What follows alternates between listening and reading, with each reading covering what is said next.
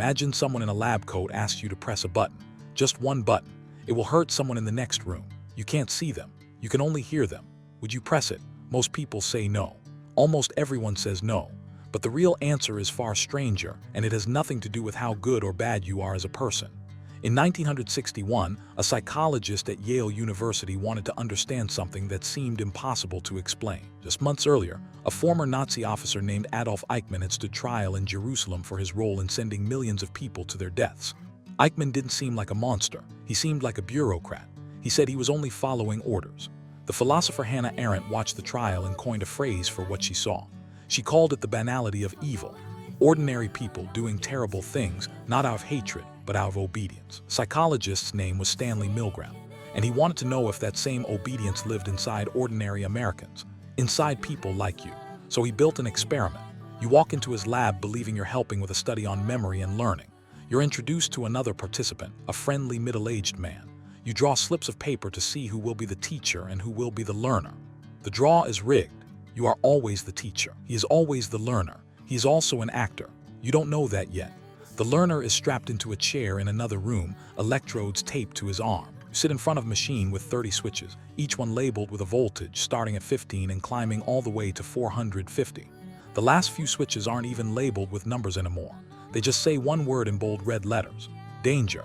Your job is simple. Read a list of word pairs. Test the learner's memory. Every time he gets an answer wrong, you press the next switch. Each one is stronger than the last. At first, it's easy. 15 volts, 30 volts. The learner grunts, nothing serious. But the wrong answers keep coming, and so do your instruction. A man in a gray lab coat stands beside you. He doesn't yell, he doesn't threaten. He just says 4 sentences calmly again and again. Please continue. The experiment requires that you continue. It is absolutely essential that you continue. You have no other choice, you must continue.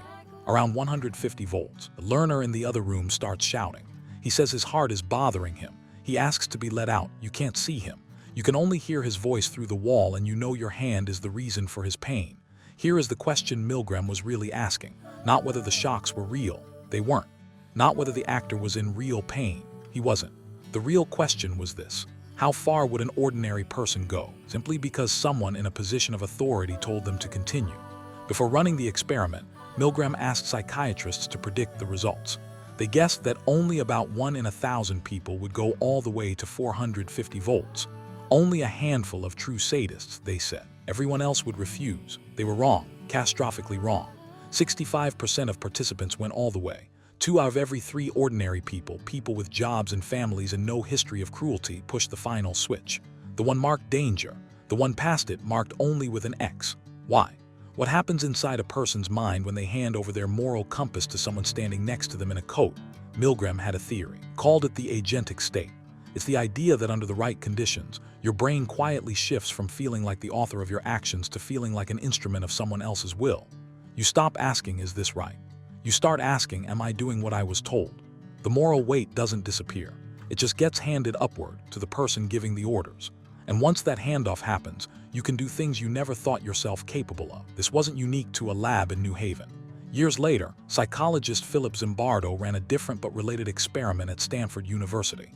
He asked college students to play prison guards and prisoners inside a mock jail in a university basement. He didn't tell the guards to be cruel. He just gave them a uniform, a badge of authority, and a system that expected control. Within days, some of the guards were inventing punishments so severe that Zimbardo had to shut the entire study down. Put a person inside a system with clear authority and diffused responsibility, and something in the architecture of the human mind starts to bend. Milgram ran his experiment dozens of times, changing small details to see what mattered. When he moved the learner into the same room as the teacher, obedience dropped.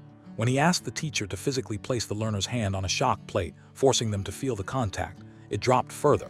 Distance made cruelty easier. Proximity made it harder to sustain. When 2 authority figures in the room disagreed with each other, obedience collapsed almost completely. People didn't need to be brave. They just needed someone else in the room to say no first. Think about what that means. The line between someone who presses the final switch and someone who refuses isn't necessarily character. It's often just architecture. Who's in the room? How close you are to the consequence? Whether anyone else pushes back. This is where the science stops being about a basement in Connecticut and starts being about you. You've probably never been in a lab with electrodes and a stranger in a gray coat, but you felt the agentic state before. Maybe at work, when a manager asked you to send an email you knew was misleading, and you told yourself, "I'm just doing my job." Maybe in a group chat, when everyone was piling onto one person, and you added one small comment because it felt safer to go along than to be the one who stood apart. Maybe in traffic, following a line of cars through a light that had already turned red, because the car in front of you did it first, and somehow that made it feel permitted. None of these moments involve real danger. They run on the exact same wiring Milgram uncovered. Diffuse the responsibility, add a voice of authority, remove the face of the person affected, and ordinary people, the same ones who would swear they'd never hurt anyone, start pressing switches. Here's what should unsettle you most. In Milgram's follow-up interviews, the people who obeyed weren't cold or unfeeling. Many of them sweated, trembled, laughed nervously, begged the experimenter to stop the study for them. They kept pressing the switches anyway, because somewhere in their mind, the authority in the room had become the one steering the ship, and they had become, in Milgram's words, merely the instrument. So what does it take to be in the 35%? The ones who refused. It wasn't intelligence. It wasn't a stronger moral education. In interviews, the people who refused often described a single moment where they consciously reclaimed authorship of their own actions. They said something like, "No, I am the one doing this, not you." They put the responsibility back where it belonged, on themselves. That single refrain in Milgram's data was often the difference between someone who stopped at 150 volts and someone who went all the way to 450. It's a strange kind of power, and it's available to you right now, in every small moment where you feel the pull to go along with something because it's easier than pushing back. The pull isn't weakness. It's built into you, wired there by millions of years of living in groups where obeying the tribe's authority kept you alive. Standing apart from the group was dangerous once. Today, it rarely is, but your brain hasn't caught up to that difference yet.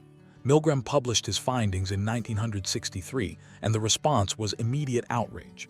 Critics said the study was unethical, that it put people through real psychological distress for the sake of an uncomfortable truth.